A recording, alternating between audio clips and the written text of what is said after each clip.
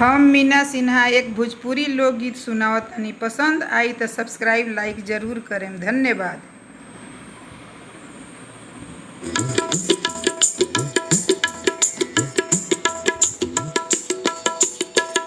बाली बलिया से चाही ए हमारे राजा जी, बाली बलिया से चाही ए हमारे राजा जी।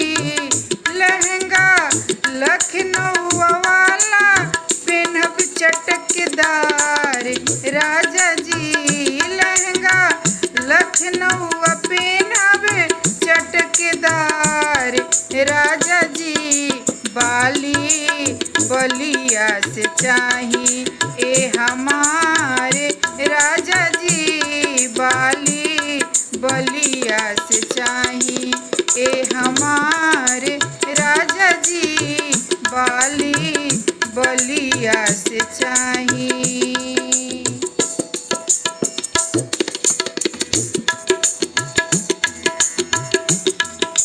छपेरा के छागल अब बनारस वाली साड़ी, छपेरा के छागल अब बनारस वाली साड़ी। जौनपुर झुमका अब अर्ज करवा दी, छपेरा के छागल अब बनारस वाली साड़ी। जौनपुर के झुमका अब अर्ज करवा दी, बाटे दिलवा में सरधा अपार राजा जी, बाटे दिलवा में सरधा अपार राजा जी। बाली बलिया से चाही ए हमारे राजा जी, बाली बलिया से चाही ए हमारे राजा जी, बाली बलिया से चाही।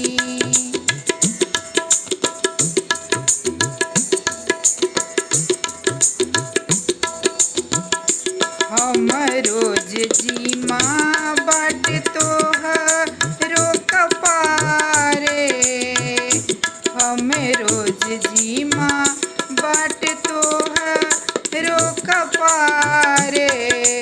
पटना में रह चाहे रह नीला रे, पटना में रह चाहे रह नीला रे।